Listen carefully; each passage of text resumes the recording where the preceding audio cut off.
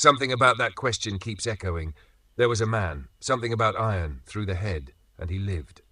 Phineas Gage, yes, that name sticks. A railroad worker, an explosion, a tamping iron, through the jaw, out the skull, and he didn't die. That's already wrong enough. But the strange part isn't survival, it's what came after. He lived, but not as the same person. Calm before, unstable after, measured before, impulsive after. It's like something got removed, not memory. Not movement, but restraint, a kind of inner break. And that's where it gets uncomfortable.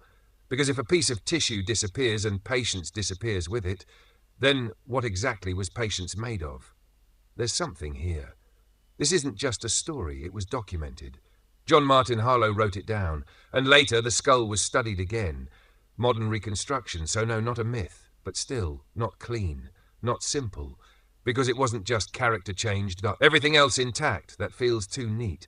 The basics remained, walking, speaking, seeing, but the way decisions formed, the way impulses were filtered, that shifted, the system still ran, but the operating logic corrupted, and I keep circling back to this. Was intelligence still there? Or just fragments of it?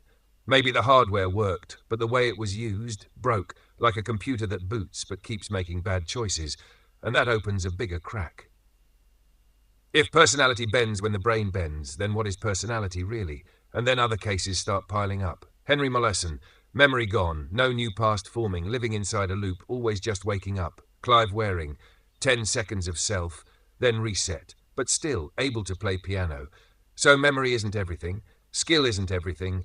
They split, and then Charles Whitman tumour, and suddenly violence. And even he sensed it. Something is wrong with me. That line stays. Because it suggests awareness, watching the change happen. And then frontotemporal dementia. Family saying, this is not him anymore. Same face, same body, different person. And the pattern keeps repeating. Change the brain and you shifts, sometimes gently, sometimes violently.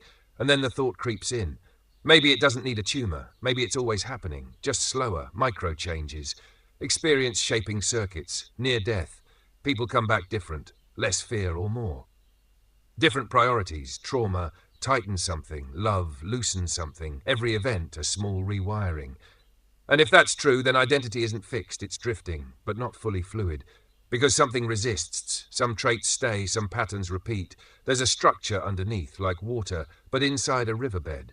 And that riverbed formed early, genetics, childhood, repetition, so maybe it's both, flow and form. And then that line comes back, no update, and it fades. Unused circuits weaken, plasticity slows, but never fully stops, so not finito, just harder to move. And now the question won't leave. If everything shifts, if memory changes, if behavior changes, what is the thing that says, I am changing? Is that just another process inside the same system, or something observing it like a radio and music? If the radio breaks, the music distorts. But does that prove the music was inside the radio, or just that the radio was shaping it? And science?